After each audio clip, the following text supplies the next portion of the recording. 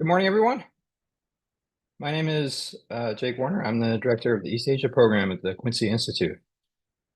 And thank you for joining me today for this webinar, a very timely webinar on the direction of South Korea and South Korean foreign policy under the new president, Lee Jae-myung. I have a wonderful panel with me here today. We're going to talk all about this issue. But let me say a few words about the Quincy Institute first. Quincy Institute is a transpartisan think tank promoting ideas that move U.S. foreign policy and national security policy away from global dominance and militarism and toward diplomatic engagement. And South Korea is an important part of this. The U.S. South Korean alliance is essential to regional geopolitics. It has become an increasingly fraught relationship as the U.S. China relationship has deteriorated. And now as the new Trump administration has come in and introduced new forms of instability. So this is an essential question we're going to be addressing today. What direction will the Lee Jae-myung administration take, and how will it deal with all the challenges facing Korea in the region, in the alliance, and how does domestic politics fit into that? So I'm very happy to welcome this excellent panel. First, joining us is Dr. Kim Jun-hyul, who is an elected representative in the National Assembly of the Republic of Korea since 2024. Prior to that, he taught international politics at Handong Global University for 25 years and served as an advisor to former President Moon Jae-in. He is currently also the president of Korea Diplomacy Plaza, a network of regional experts and IR professionals, as well as a standing committee member of the Foreign and Unification Committee. He's joining us from Seoul, so really appreciate Dr. Kim staying up late and helping us understand things from on the ground. Next, I have Darcy Draut-Bejeres, who's a fellow for Korean Studies in the Asia program at the Carnegie Endowment for International Peace. He is a political scientist and policy analyst, and currently holds non-resident fellowships at George Washington University Institute for Korean Studies, as well as the National Bureau of Asian Research. Also joining us is James Park, who is a research associate at the Quincy Institute's East Asia program. His research covers South Korean foreign policy and domestic politics, Chinese security issues, and U.S. policy vis-a-vis East Asia. Last but not least, Frank Aum is the senior expert on Northeast Asia at the United States Institute of Peace, where he focuses on ways to strengthen diplomacy to reduce tensions and enhance peace and stability on the Korean Peninsula. Previously, he worked at the Department of Defense, including as special assistant to the Assistant Secretary of Defense for Asian and Pacific Security Affairs, a senior advisor on the Korean Peninsula in the Office of the Secretary of Defense, and also served as head of delegation for working level negotiations with the Republic of Korea on alliance matters and received the Secretary of Defense Medal for outstanding public service. So we have an incomparable panel here to discuss these key issues. And I should add that each of the researchers here have quite recently published highly relevant research. So each of them has a new research paper out in the last couple months, and they'll be drawing on that research today to help us understand these issues. I really encourage you to read their work in full. It's really worthwhile. All right, so just to give a sense of where we're at for those who have not been following the tumultuous politics in South Korea recently. About 6 months ago now, the now former president, now impeached and removed president Yoon Suk-yeol declared martial law and tried to dissolve the legislature.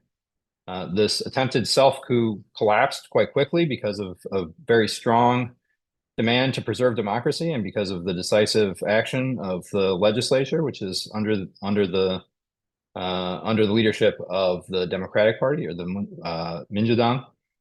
And that is, of course, the same party that the new president, Lee Jae-myung, comes from.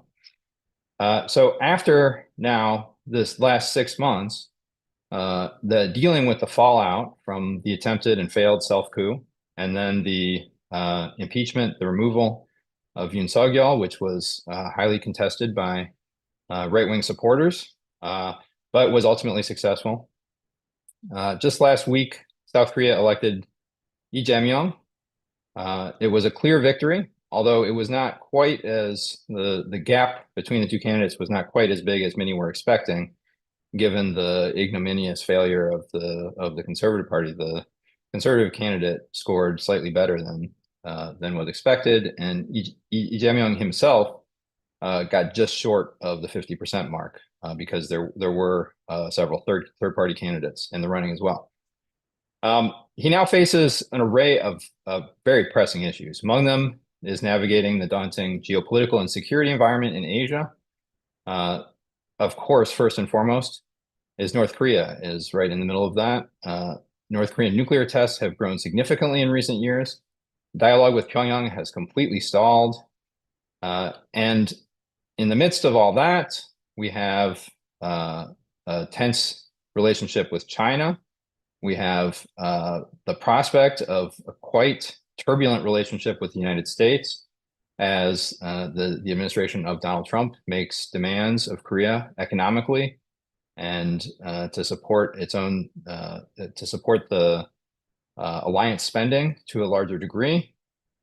All of this uncertainty is making it very difficult to understand even what the challenges are, much less how to navigate them. So the South Korean foreign policy situation looks quite difficult, but the situation makes our discussion today very interesting. So we have that to benefit from. I'd like to begin by asking Representative Kim, how do you see things from South Korea, from your position in the legislature? What do you think of South Korea's geopolitical situation? What do you expect from the Lee Jae-myung administration? And in your own opinion, what direction would you like to see South Korea moving in its foreign policy? You are still muted. Yeah, always happening. Okay. It's good to see you all and friends and colleagues. Yeah. Since I visited Washington last November, right after elections, I think I didn't go to Washington at all. So it's good to see you. Um, Actually, for my personal episode, I got hurt here somewhere in the muscle in the shoulder when I wrestled, go through the gate at that night. So I've been treated by acupuncture and it's not really recovered easily. So in a way, I got the scar of that night, and it was like it feels like a 6 years rather than the 6 months. Anyways, go back to the question that you asked.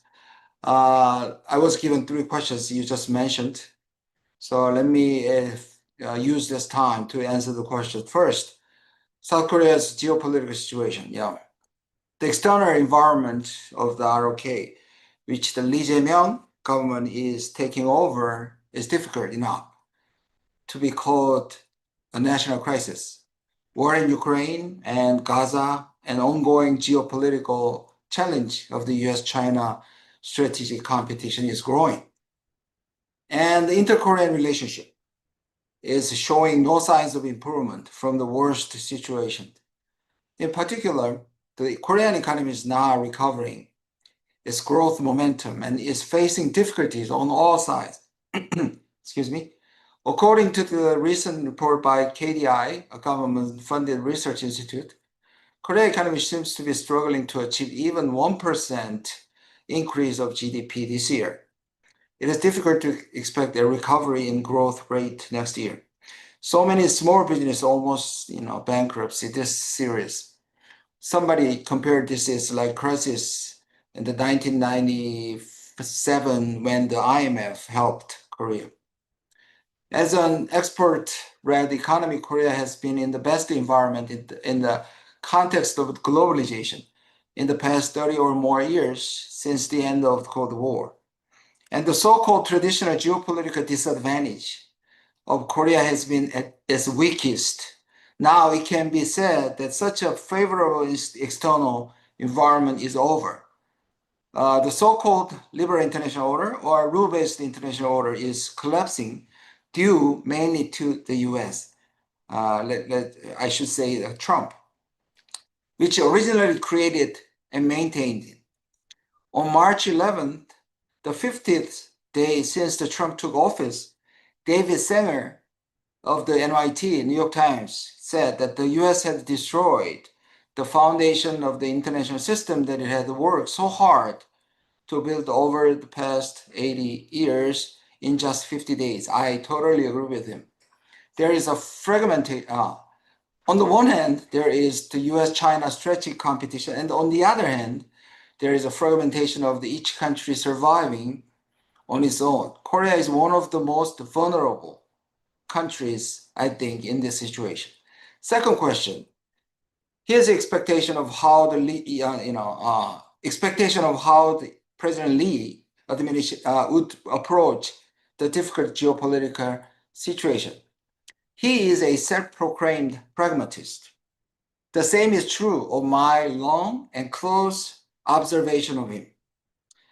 Because of the extreme polarizations of Korean politics, conservatives are constantly trying to frame him as a leftist, communist, pro-China, pro-North Korea, anti-American, and anti-Japanese. But that is hardly the case. He made it even clearer through the election process. He said that he moved to the right and that the Democratic Party in Korea is closer to moderate conservatives, and that it is not anti-American or pro-China, but rather centered on national interest, so-called pragmatism. President Lee's default position is to support alliance. Although Lee's win brings back to the office progressive forces in ROK that were last in office in 2022. Under President Moon Jae-in 2 years earlier than expected. This position was somewhat disappointing to many progressives, including me. Lee Jae-myung comes into the office with a solid popular mandate and comfortable control of the National Assembly, something his predecessor never had. However, the road ahead is rough rather than smooth. President Lee says he will overcome the difficulties of the U.S. China strategic competition with a pragmatism, but it is not an easy task as it sounds. Trump's America is new administration's biggest challenges.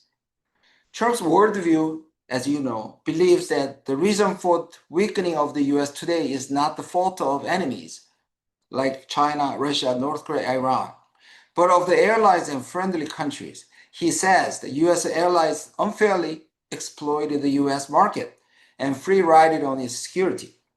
For him, now is the payback time, and the entrance fee will be properly collected now and in the future. Tariffs and increased cost sharing are entrance fees. The ROK-US alliance has been basically benefit for the ROK so far, but it is becoming a risk. There are two risks in the ROK-US relationship. One is tariff pressure and the other is security issues. While Trump's main concern is tariff, the ROK-US alliance is facing pressures in two forms. One is a reduction of the US troops in Korea, and the other is strategic flexibility. Trump is actually destroying the foundation of the alliance, while Pentagon is demanding ROK to expand its role. If the Lee fails to wake up from the political correctness by the terms of expression of the Trump, of the ROK-US alliance, like previous administration, the cost of the alliance will be enormous. Final question, how he thinks ROK's foreign policy should be like in the coming years. That means what I think. There are three ways to counter Trumpism. And actually, my advice, right, this part was actually I gave President Lee at the day of the election. He read it and he said, thank you, but I don't know whether he takes it or not. Anyways, first,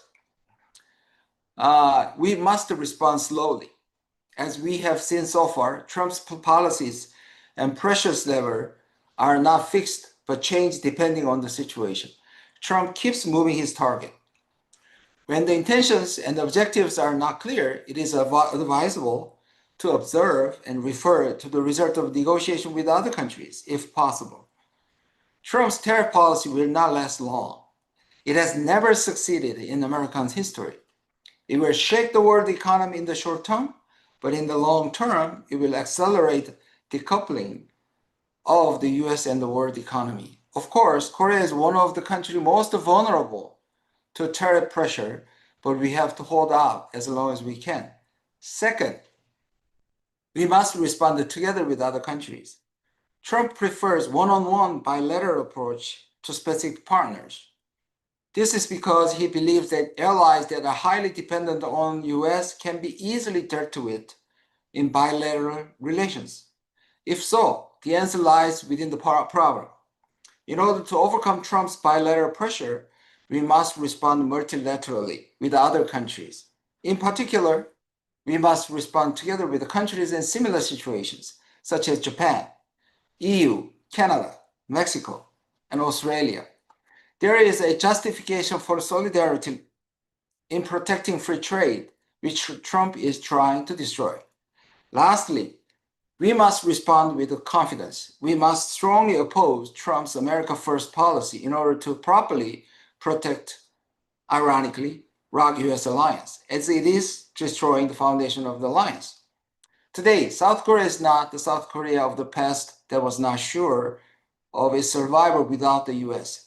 Nevertheless, it is true that the absolute myth of the US and the ROK-US alliance still works, and we still feel small when we stand in front of the US. I think it's same to Lee Jae-myung.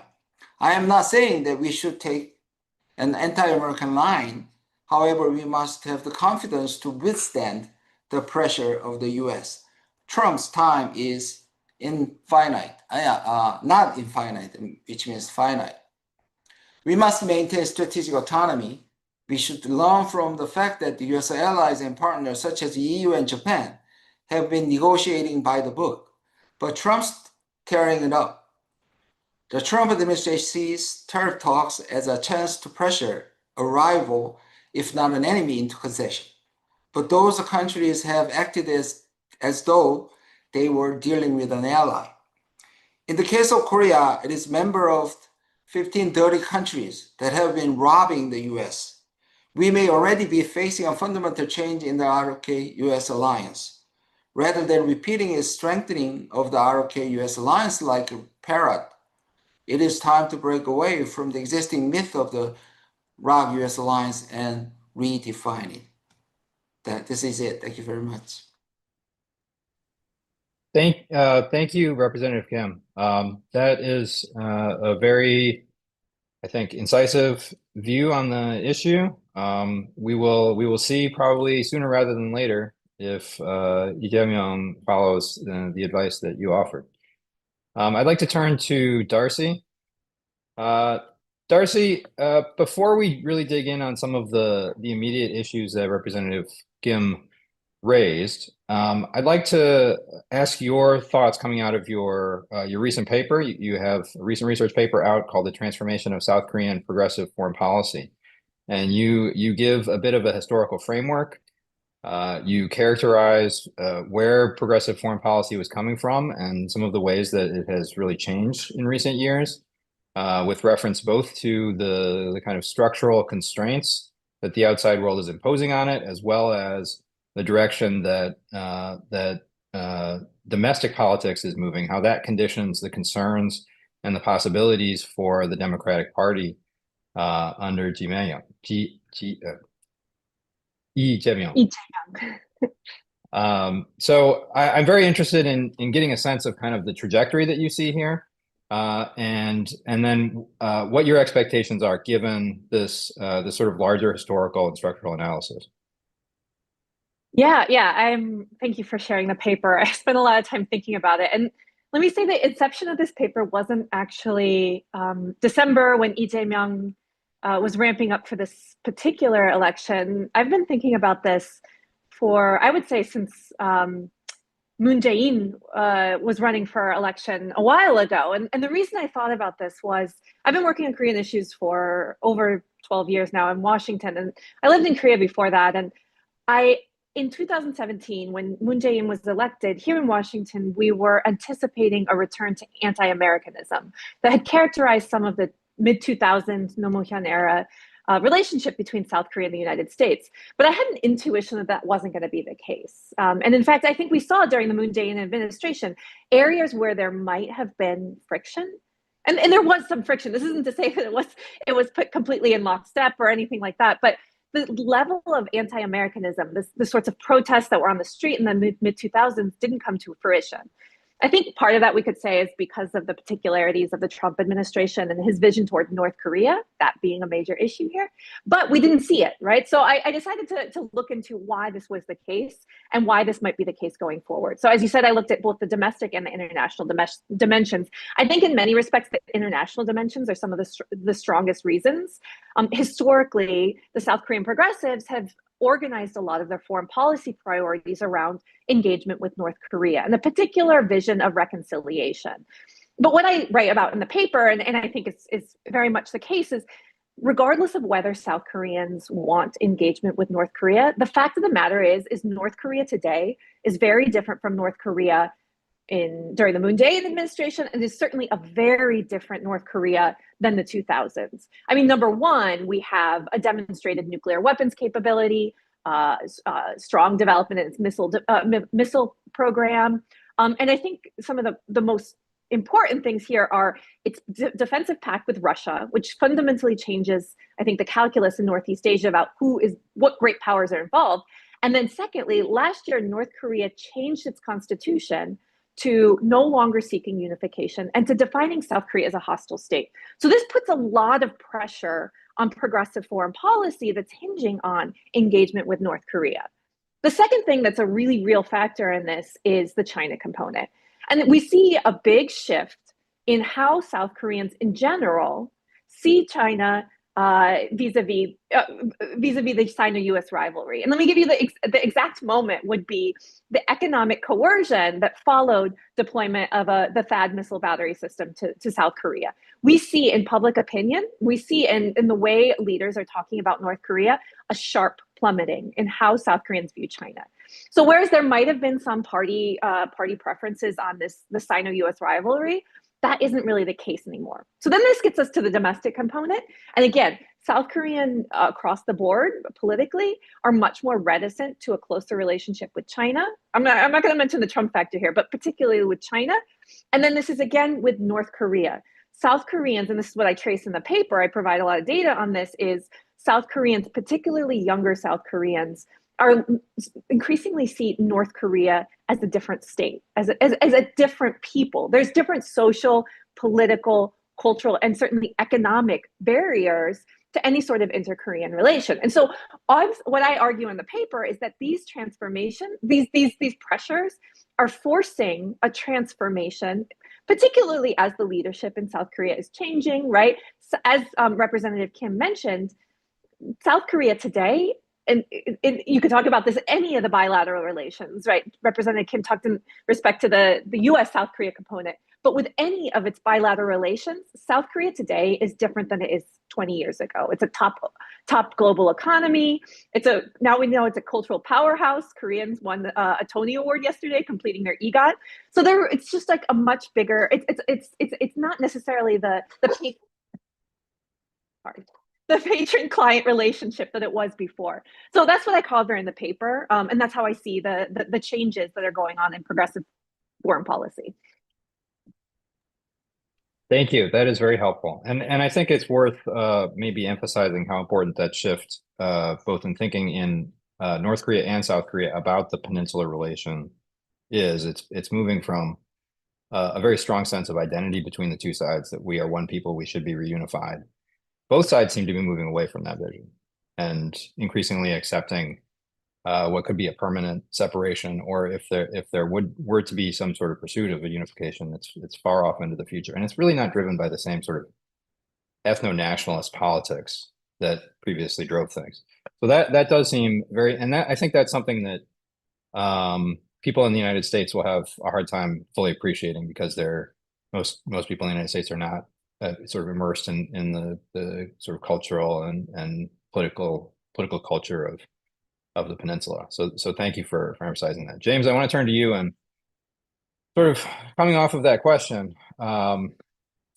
The as Darcy emphasizes, the possibilities for diplomacy, whether that's diplomacy with North Korea, with China, even with the United States, have become increasingly dark for South Korea. But you also have a recent paper out, From Punishment to Denial: Stabilizing Deterrence on the Korean Peninsula. And you argue that there is not only a real urgency for diplomacy. This paper focuses on North Korea, so I'd like you to address that. But I'd also be interested in your thoughts on possibilities with the United States, since these two questions are going to have to coordinate.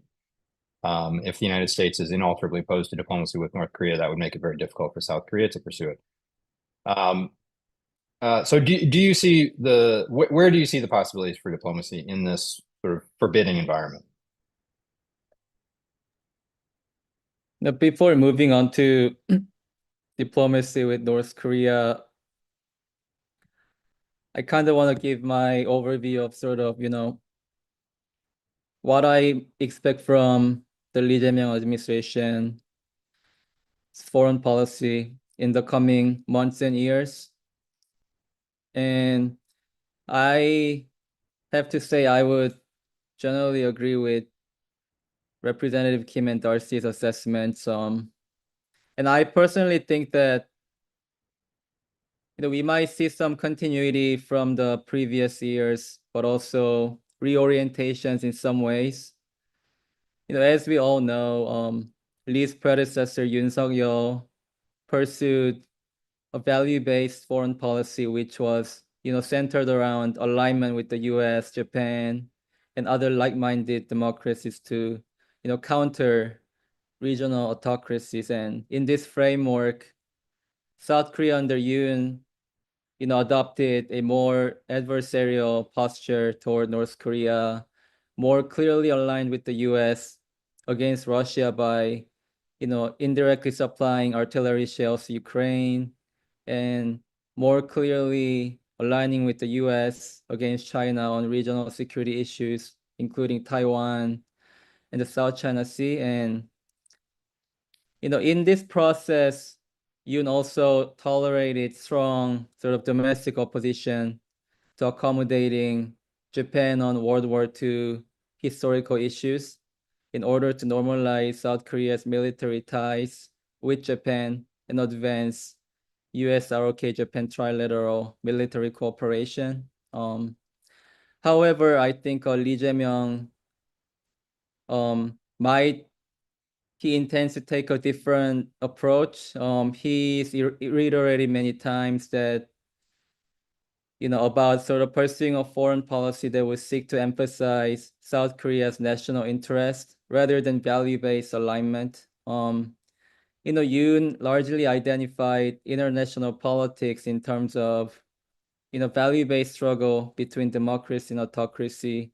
And this worldview, I think, may have influenced him to be, naturally sort of more risk acceptant in deterring and confronting North Korea the way he was, and also more willing to compromise South Korean ties with the China and Russia for alignment and cooperation with the US.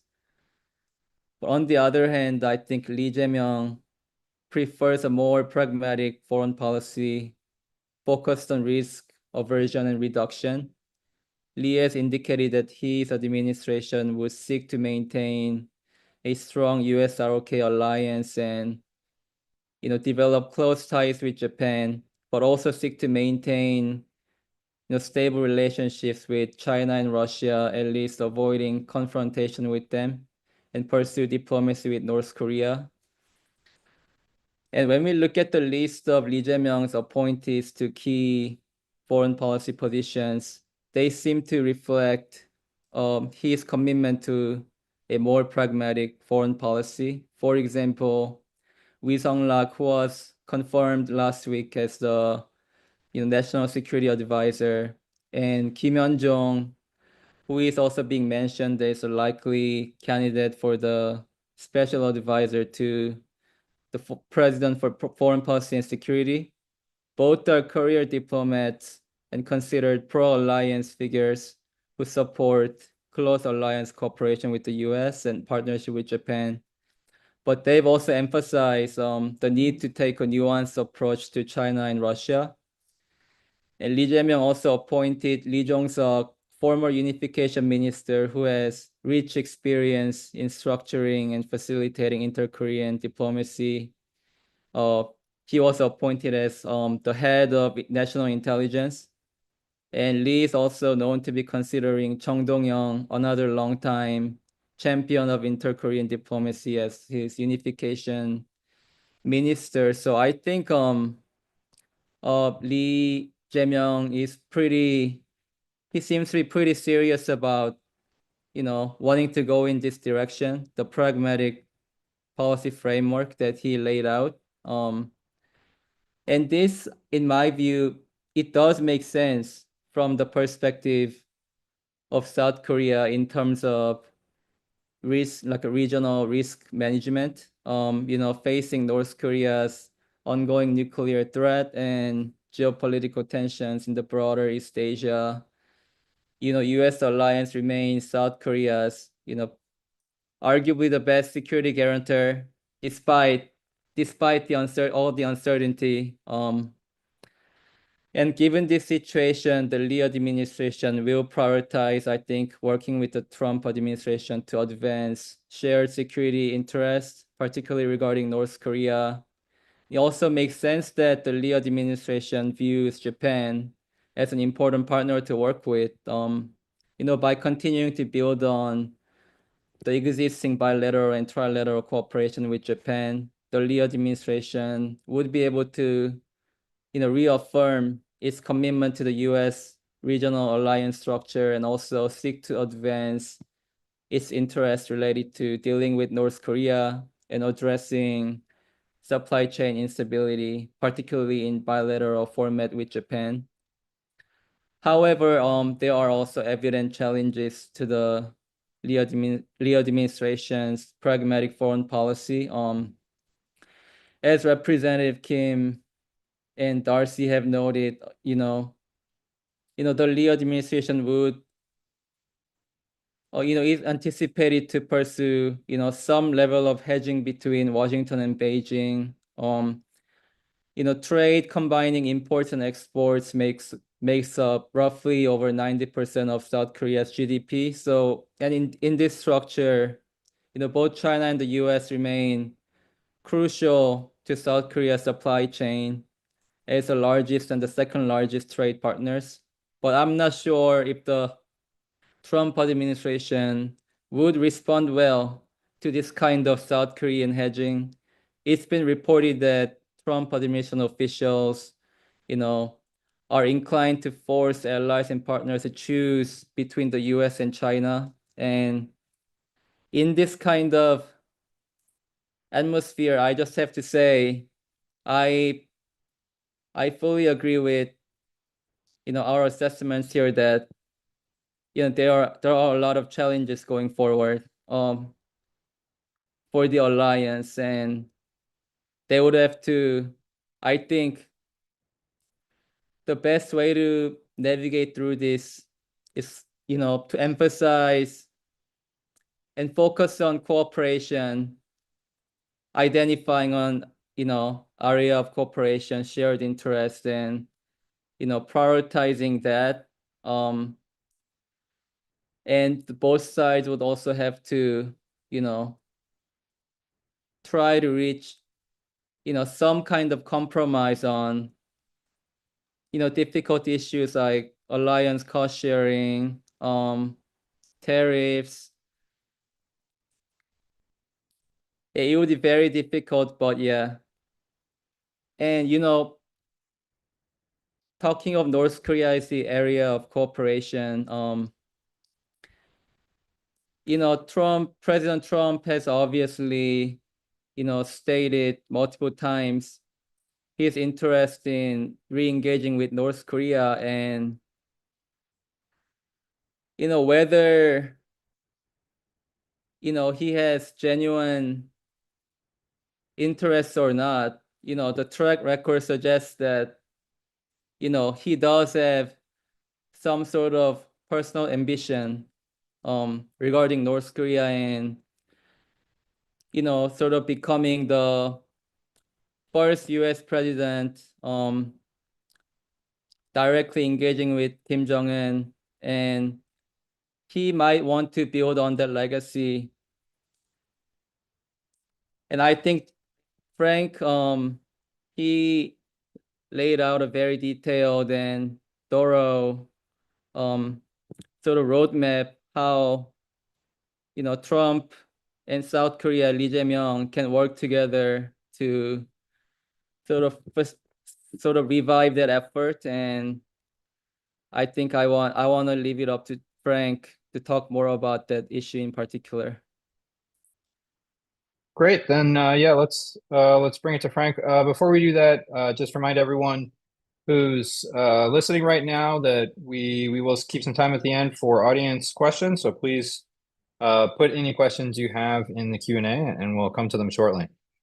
So then bringing this question to you, Frank, and you also have a new paper out. It's called Pursuing Stable Coexistence, a Reorientation of U.S. Policy Toward North Korea, co-authored with Ankit Panda.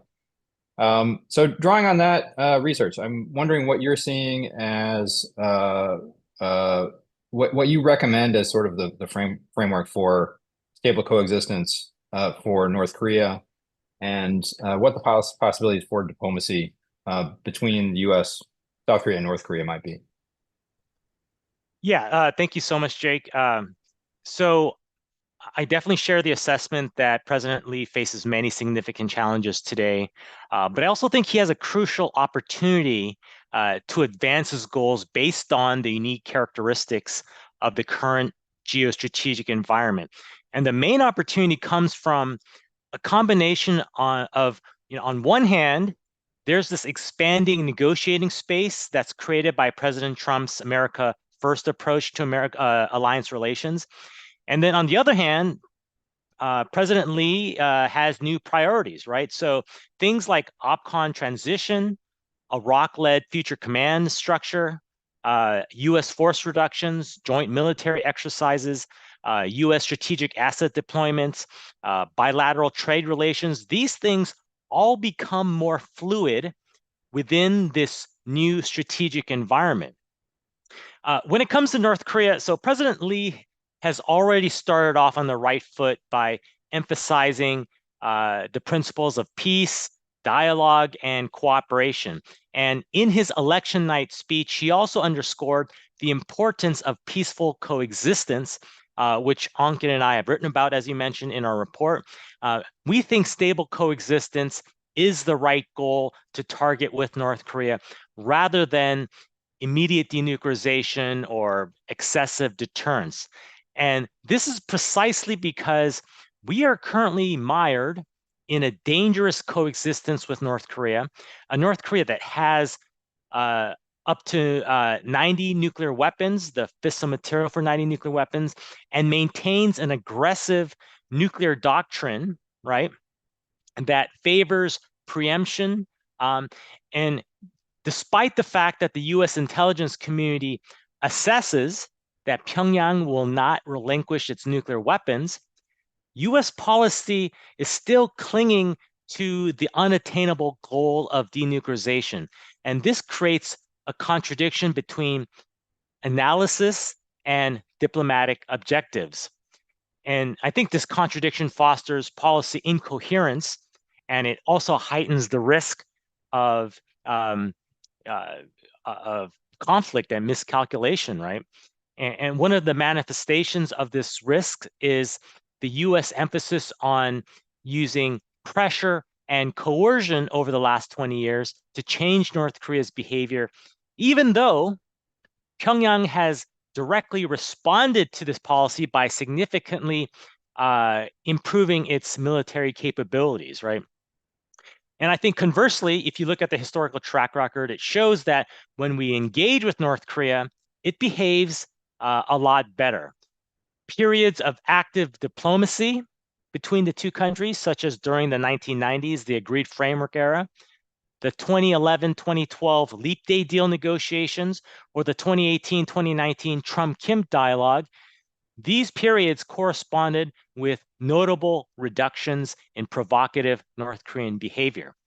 One last point I'll make on North Korea is that, and I think is very important at the moment, is that the idea of stable coexistence, that strategy, it's consistent with how President Trump is articulating his desired approach to North Korea, right? They haven't released the results of a North Korea policy review yet, but everything that President Trump has stated publicly is that he wants to get along with North Korea. He's also said that we will have relations with North Korea. So I think our paper basically provides a strategic rationale for what Trump wants to do, which is getting along with North Korea, right? I want to highlight a couple challenges that Lee Jae-myung will face when he tries to do this. One is that last year, as Darcy mentioned, North Korea abandoned the policy of unification with South Korea, and it called South Korea its principal enemy. On top of that, the previous president, Yoon, promoted a new aggressive unification policy that was basically in support of regime change. So I think if President Lee wants to avoid the fate of Korea passing and make sure that Seoul is at the table when Washington and Pyongyang negotiate the future of the Korean Peninsula, he will need to proactively clarify his inter-Korean policy and more explicitly prioritize an emphasis on inter-Korean normalization rather than unification. I think in general, President Lee has been vague on this issue, but I think he'll need to be a lot more explicit if he wants to improve inter-Korean relations. The second challenge is how to demonstrate to North Korea that he is sincere about peace building. I think one way is obviously prioritizing normalization over unification. Another way is to reduce aggressive and excessive deterrence signaling. I think this might be hard because President Lee has also spoken about backing South Korean conventional deterrence, including upgrading the aggressive three-axis defense system that was developed by prior administrations, which North Korea finds hostile, right? But I think President Moon Jae-in, the previous left-leaning administration, he already demonstrated that South Korea can support and rely on U.S. extended nuclear deterrence and its own conventional deterrence while still mitigating tensions. So, for example, President Moon maintained military deterrence and readiness through combined military exercises, but he reduced their scale and scope, and he halted the deployment of U.S. strategic assets. He also softened the terminology for the three-axis system to dampen the hostile rhetoric. So I think President Lee should also consider treading a similar fine line here. And I'll stop here because I know we're kind of running out of time. Thank you. That's very helpful. Representative Kim, I'd like to come back to you and hear any responses you have to what the rest of the panel said. Specifically, I'm interested in what you see as the possibilities for diplomacy with North Korea, given the difficulties we reviewed here, including the fact that North Korea seems to have really turned against the possibility of talks, even as we've noted, naming in constitutional revisions, so very fundamental revisions to they have named South Korea as a hostile state in their constitution as of last year. So do you see this sorts of possibilities for diplomacy, number one? And then there is a question from the audience that I think it would be interesting for you to address. Question is, do you think that cooperation between South Korea and the EU can strengthen the Lee Jae-myung administration? And so can you address that a little bit more in a little bit more detail? What South Korea working with other middle powers to coordinate against possible hostility from either China or the United States might look like? Okay, I think it's my presentation misses point, especially North Korean issue, and other colleagues talked about a lot. Okay, let me express my opinion and my predictions. I think at least Trump, and I totally agree with Dr. Ohm. He said he's I think it's some kind of obsession. He's not peaceful person, of course, but he has some obsession that he wants to be a peacemaker, that nobody can compete. So, and he put that word in his inauguration speech. And I think in that sense, he's really committed to that. That means he trying to reach out, and he always excused why 2018 peace process failed because neocons. And he tried knock on, but considering his exaggeration, I don't think anything happening now. He's knocking. I think he has been knocking the door, but North Korea doesn't respond. If some response came out, and Trump is kind of exaggerate more than the reality, but that means I always reminded by this Chesapeake's comment right after failure in Hanoi, and U.S. will not have the best chance like this later.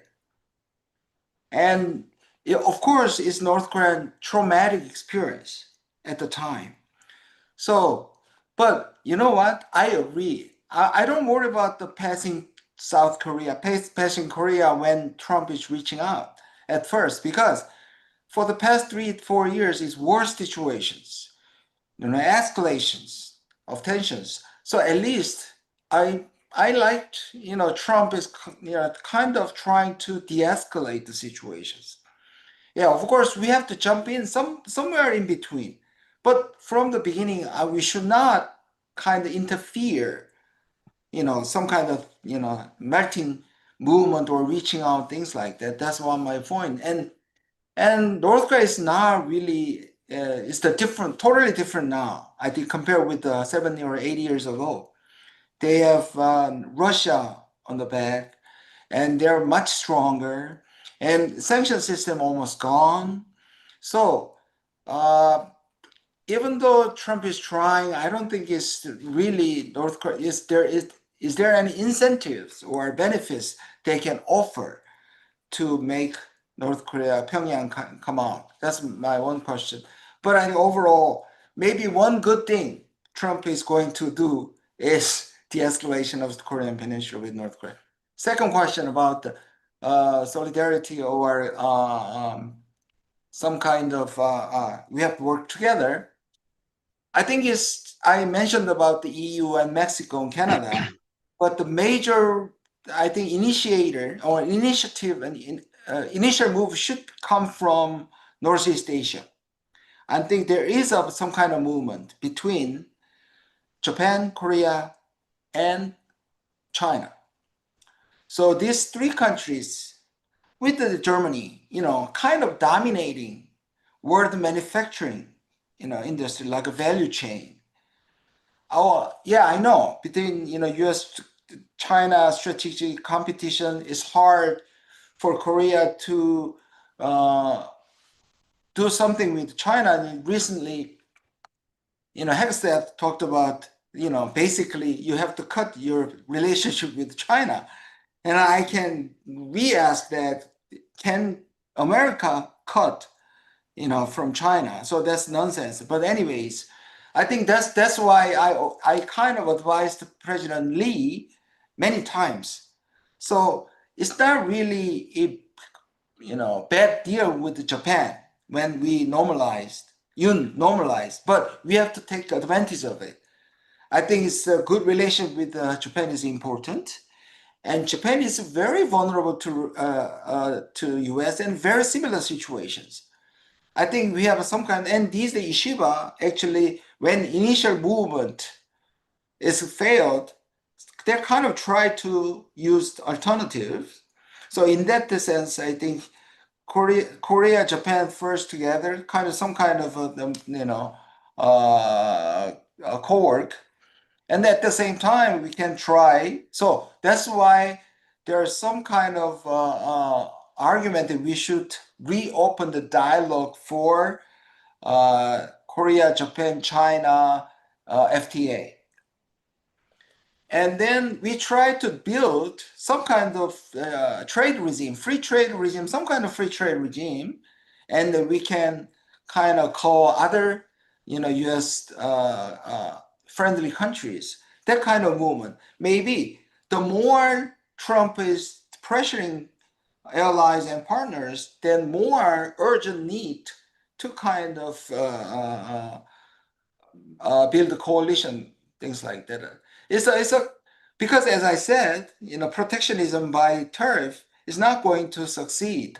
In some level, at some point, maybe possibly, maybe it's ironically depending on how strong or how unilateral Trump's measure toward these allies.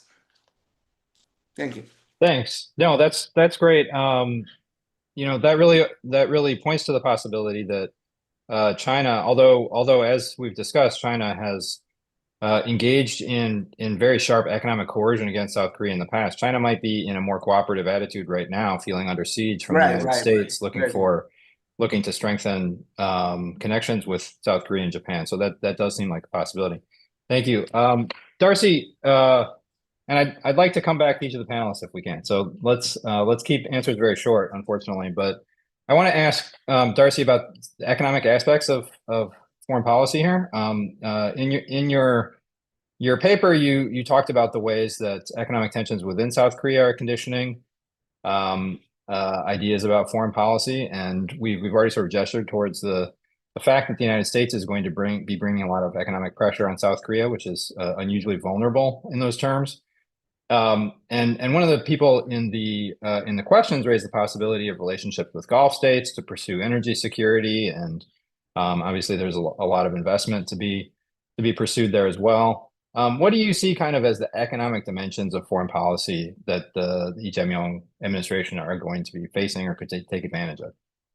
Yeah, this is a really important question. I could talk, so I'll try to keep it short because I could talk forever about this topic, but I think this is operating at two levels. The first one is the domestic level, which I talk a little bit about in the paper: growing economic inequality, high unemployment rates, particularly among young people. I get those in the paper, and that's a really important thing of like how Lee Jae-myung, those are the issues that he addressed in his election, this feeling of economic insecurity felt by everyday people. There's another layer to this, which is more like about industrial policy and the way business leaders see their Korea's place in the world, and that dimension is also really important in this particular moment. As Representative Kim mentioned, supply chain security is a really important issue here. And I think that the way that Korea can overcome this, and it's part of it's being forced to because of the trade securitization, tech securitization, on the part of both the United States and China, they're both doing this, is to diversify its partnerships. So South Korea has a long track record in this. It has a lot of bilateral FTAs, discussions about it joining multilateral trade agreements like the Trans-Pacific Partnership. These are all long-standing issues that are in the South Korea right now. But I think that thinking about not just the Sino-U.S. rivalry aspect of this, as it's thinking about projection chains, but also ASEAN member states. South Korea has a really strong presence there that it can both buttress. This isn't necessarily new. South Korea's outreach to the Southeast Asian states started in the 2000s. It was strengthened in Lee Myung-bak, a conservative president's global Korea strategy. Moon Jae-in had a new Southern policy that was about outreaching to these states. That's a really big dimension to this. As two of the questions mentioned, Europe is a really important part of this too, because the economies are complementary. The consumers, both everyday consumers as well as like B2B relations, Europe and South Korea are a much more complementary economies than China is, which is now an economic competitor in many respects. China has risen. It's a competitor in many of the electronics in particular areas where South Korea dominates, shipbuilding where South Korea dominates. And then the Gulf states, as was also mentioned, South Korea is in a really difficult energy security environment. Lee Jae-myung has promised to shift toward a more clean energy profile. So how that really relates to in this question of the geopolitics of energy is that question. But the one thing I will say is this is a really, I just wrote another piece for Carnegie, a short blog post about how this middle power diversification strategy can be a benefit to this new administration. But it needs to be really careful. It can't do everything. So South Korea is a top global economy, but it's also a relatively small country, right, compared to Russia and the United States and China. So it has limited resources, even though it's very strong in those resources, high tech skills, high production skills, but it needs to be choosy in what it's pursuing. So, for example, Lee Jae-myung emphasized in his campaign promises AI, chips, semiconductors, and clean energy as top three agenda items in the industrial domain. That seems like a really good place where Korea has a comparative advantage, and it's also really important to the global economy. So honing in, not trying to do everything, diversifying its partnership, but honing the industrial domains in which it's seeking, I don't want to say dominance, but leadership is a really important part of this new administration going forward. Thanks. We just have a couple minutes left. I want to give maybe 1 minute to each of our remaining panelists. Sorry for cutting so short, but I want to address this question to both James and Frank. It really looks like the United States is going to be seeking to coerce every country to make a choice between the U.S. and China. This seems to be happening both in the economic realm. We're seeing this sort of forced choice being part of the negotiations the administration is pursuing with third countries. And it may also, I think, most worryingly be part of the military realm as well. We've seen some indications out of the Defense Department that there's going to be quite an aggressive push to firm up lines within the region against China. What do you think? What do you think South Korea under Lee Jae-myung can do given these kinds of pressures from the United States? And it should be noted, China has really hardened on this question and has sent signals that if countries align with the United States against China, they are going to take action against those countries as well. So both sides are kind of like in the process of pressing third countries, sort of squeezing third countries between them. What can South Korea do? James? I think one thing South Korea can do is sort of trying to remain relevant for U.S. strategic interests, but at the same time, not giving up its entire leverage to Washington. So for example, South Korea has, the world leading shipbuilding industry. Also, South Korea can, help the US strengthen its, competitive edge in terms of, the LNG, cooperation in Alaska that Trump administration is reportedly pursuing. But, so South Korea has these leverages, but at the same time, I think kind of like a big deal with the US Trump administration might be counterproductive in a way. It's not necessarily clear that, once President Trump gets what he wants, his demand will just end there, right? Like, I think, the evidence suggests, otherwise in many cases. So yes, that would be very hard to do, but I think, trying to cooperate where South Korea can with the US, but at the same time,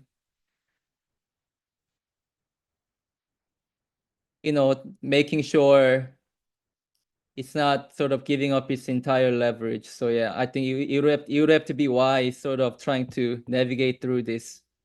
Yeah, great point. Frank, what do you think? I agree with Professor Kim and James. South Korea should not be rushed. It should take its time. There's, negotiations happening between the U.S. and China, between U.S. and Japan. You can probably learn lessons from what's happening with those countries. And South Korea has leverage. South Korea is one of the top investors into the U.S., one of the top importers of LNG. So on definitely on the economic issues, South Korea is not without leverage. It has cards to play. But even on the defense side, things like OPCON transition. The Defense Department and the Trump administration has been asking its allies to assume a greater burden for its for defense, so that it can give more attention and resource to the China mission. South Korea can take advantage of that, right? I could easily see Lee Jae-myung saying, we would be glad to assume greater burden. How about accelerating OPCON transition? How about the South Korea taking the lead of the combined defense, right? So there's many things that Lee Jae-myung has some unique cards that he can play where he won't even be conceding, because these will be things that he wants, right? So I think he needs to be savvy about this. All right. Well, excellent. We are out of time. I wish we had another hour to go through these issues. There are 100 issues that we need to. Can I just Yeah, say very quickly, very quickly. Yeah, I totally agree with Dr. The problem is, even though during Biden we've invested a lot, but Korean governments is hesitate to use that withstand against American pressure, because politically is not gained in domestic politics. Especially progressive governments cannot show that withstanding or buttress. That's the issue. So that's the question that you have to ask. Lee Jae-myung can do that.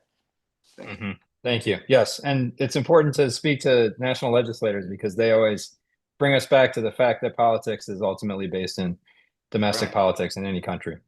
Thank you. Well, thank you to all of my panelists. This has been a wonderful discussion. I really encourage you to read the work that we've referenced here. I also want to mention that Quincy is doing these sorts of webinars all the time. We're covering all the major issue areas in U.S. foreign policy.